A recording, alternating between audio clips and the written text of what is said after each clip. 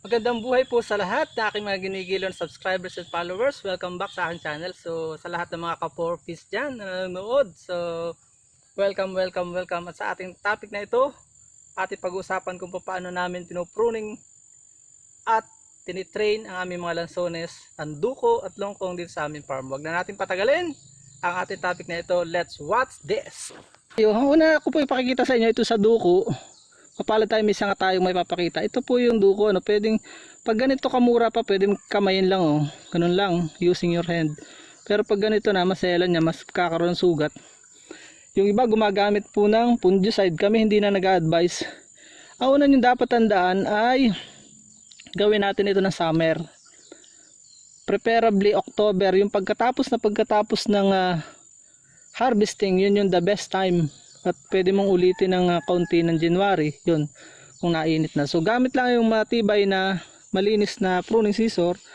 Pagka yun naman mga tuyo, ito po yung ginagamit namin, kinakawit lang para hindi mo nakyatin. Dati gumamit kami ng pesticide, pero lalong dumami yung sakit, kaya hindi po ako nag-advise ng pesticide. Dalawa yung aking, ito yung mas magandang gamitin. Dinalawa lang natin just in case na pumalpak tayo. Ayun, inyo pong tandaan na same principle applied to all variety, okay? Puputulin lang natin lahat nung galing sa sprout na from the base, yung hindi galing sa taas, okay? Yan. Okay, punta tayo sa yung mga nasa taas na mapakita ko sa inyo. Yan din, yung nasa taas na yan, kailangan mong tanggalin yan. Well, ang reason yan is competition yan sa nutrients na dapat pupunta na dun sa pagbubungahan sa taas ng halaman, sa main roots at main sa main branches ng mga halaman, okay? Ito mga ganito, kung makikita mo siya ng bata pa, to pwede man siyang tanggalin ng kamay manually, okay? Yun. Punta tayo sa longkong, pakita ko sa inyo kung ganun din lang naman, pati sa native ganun, the same principle po. Ito na po yung nasa longkong, kita nyo ang daming suloy, lampas siya sa base, o kahit nasa taas siya, hindi siya dapat tumuloy dahil ang supposed to be dapat talaga tumuloy nasa taas. Okay, tatanggalin natin siya.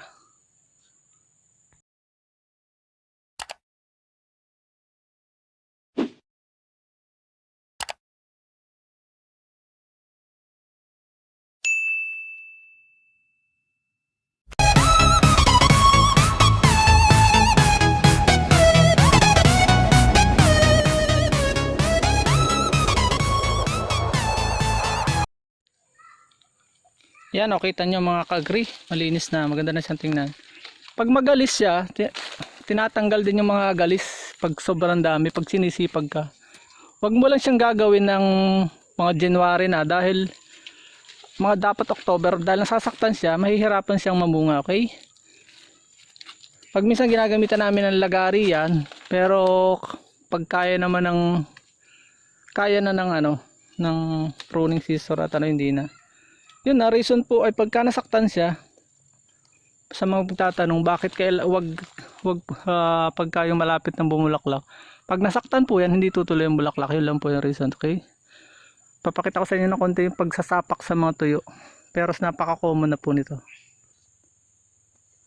Usually ang kinakawit namin yung mga native na madali siyang matuyo. Every summer yan ay talagang tuyo. Every after harvest, kailangan, napakaganda ng panggatong niya, malaking pakinabang po natin. So kakawitin lang po natin ang papaganito.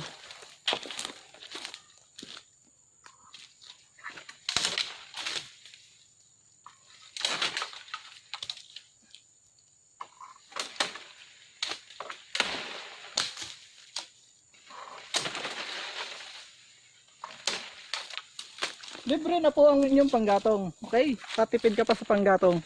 Organic pa. Masarap ang luto sa panggatong na kahoy. Ito po naman yung paraan namin ng pagtitrain sa longkong. Habang bata pa, pinuputol namin yung dulo. Ito. Pansin nyo yan. Pwedeng pruning scissor. Pwedeng kamay na lang. Kinakamay ko na lang kalimitan ito. Ang reason yan ay para to sprout ng mas mayabong siya. Alam nyo naman ang principle sa lanzones. Ito, puputulin mo rin ito pag ganun. Pag yumabong siya, maraming sanga, the more branches, the more fruits ang ating matitiyak. Okay? Yun po. At isa pa nga yung biblical principle natin na train up a child habang bata pa. Ang bata ay disiplinahin mo na hanggang paglaki nito ay upang sa paglaki nito hindi na niya malilimutan. So yun, pag na-train mo siya na ganun ang sanga niya, forever na siyang ganun. Kaysa doon sa pag napalaki mo na siya sa puputulin ng kita medyo masakta-sakta na, may hirapan ng humabol po yung halaman. Mas maganda habang bata pa, i-train na natin ang halaman. Yan o, makikita nyo, matayog siya. Hindi siya magbibigay ng maraming bunga. Bakit? Kakunti, the lesser the branches, the lesser the fruits, the lesser the harvest that we can get from them. Kaya kailangan natin putulin yung ibabaw ito. Para pwede natin kamay na lang o yung ibabaw yun, yung sprout. Putulin natin manually. Yun.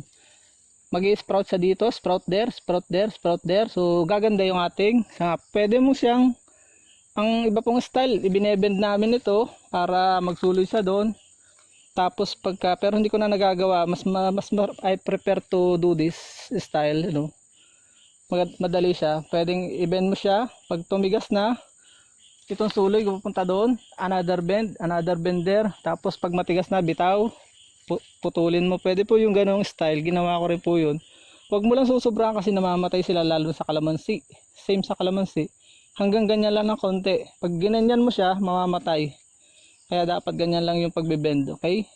Para pagbawi niya nakaganon siya, yung gandang tingnan ng ating halaman. So yun, sana natuto po kayo. Yan po yung sample ng na tray, no. Kita niyo, ang dami niyang kapuputol. Yun, yumabong na siya.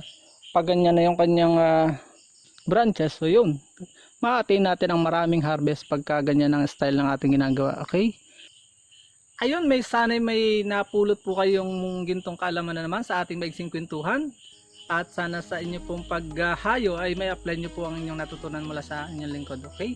Magkita-kita po muli tayo sa aking mga susunod na video. Ito po muli ang inyong Kuya Eric papaalam at isasabing apart from God, we can do nothing. See you in my next video. God bless you all. Mabuhay.